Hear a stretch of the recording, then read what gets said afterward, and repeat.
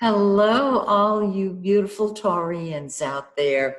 This is Maxine Taylor, and I have your forecast for the month of October.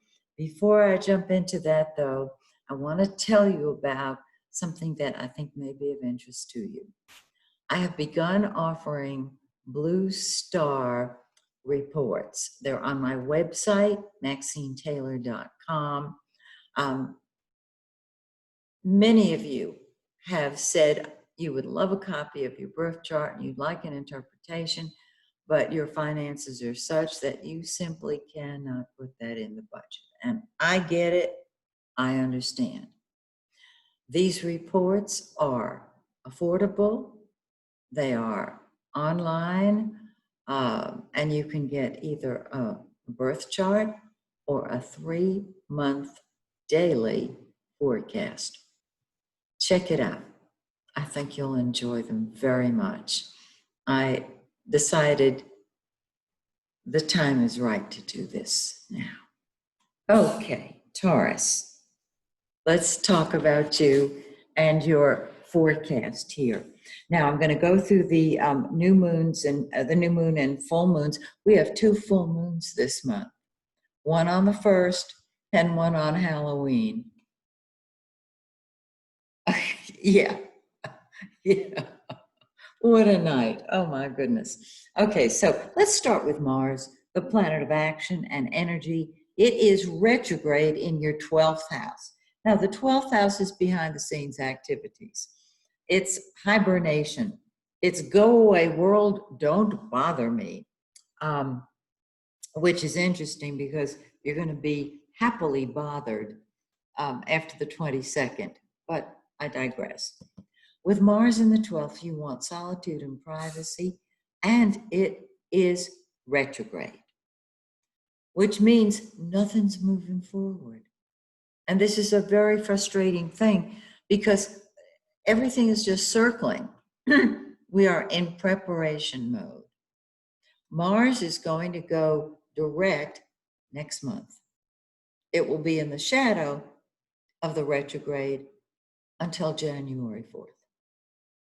So my suggestion is after it goes direct next month, you will feel things begin to move forward, and you'll know when it's time to start that new project. Now, Mercury is also going to go retrograde. So we're going to have a double retro, all right? I digress, but I'm getting there. All right. Now let's keep on going. Venus, that beautiful pink planet, rules love and money and wherever and happiness, wherever it is in your chart. It lights it up. It brings happiness. You enjoy it. So it is in your 4th house of home and family. It's been there. And you've probably enjoyed being at home, maybe working at home. On the 2nd, it moves into the 5th house of fun and games and children. And this is really cool. So this is, and I know with COVID, we're being very careful and our social lives are not the way they used to be because we're keeping social distance and wearing masks and all that. Nevertheless, you're going to have fun. And it doesn't matter where you are. Venus in the 5th is a lovely time. And if your children, and if you enjoy each other, you can be with them and enjoy yourself and have fun with your kids. Then on the 27th, Venus crosses into your 6th house of work and health and service, and it brings health.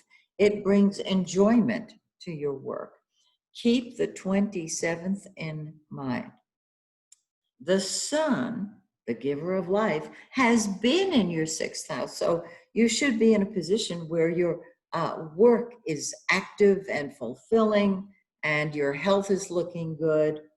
On the 22nd, It's going to move into your seventh house of the world, other people, the public, relationships. So whether you are spending time um, going out there or in person or online or by phone, your relationships pick up beautifully. Mercury, what we think about and talk about, is going to go retrograde on the 13th. And so your interaction with other people can be more of a hurry up and wait sort of thing. It will back up into the sixth house on the 27th. So both Mercury and Venus are going to be in your sixth house. Venus bringing happiness and Mercury redoing something about your work or your health. Fine, go for it. Mercury is going to go direct on election day. So it's going to be a very interesting time. So don't start new projects, but tie up the loose ends of unfinished projects. Now let's talk about the full moon on the 1st. It says, go away. I want to be by myself. I want to work behind the scenes. And things come to a head privately. If there's something you've wanted to say to somebody, it will be private. And the 12th house is the subconscious. And what this indicates is that there can be a lot of meditating, a lot of stuff that comes to a head that's been buried in your subconscious. The new moon, when things start growing, is on the 16th. And that new moon is in 24 Libra. The full moon is in 9 degrees of Aries, the first full moon. Okay. With the new moon in the sixth house, health improves, work improves, and you can pick up where you left off on the job. And then 2 weeks later, on Halloween, we have a full moon in 8 degrees of Taurus. It's in your first house, and you're saying, I'm doing what I want, when I want, how I want, because I want. Go for it, Taurus. You rock. So, check with me next month when we do this again. My full moon ceremony, I'll record it either today or tomorrow, and it'll be up online for you on my YouTube channel, of course, for you to watch. Till next time, may the stars shine brightly on you and yours.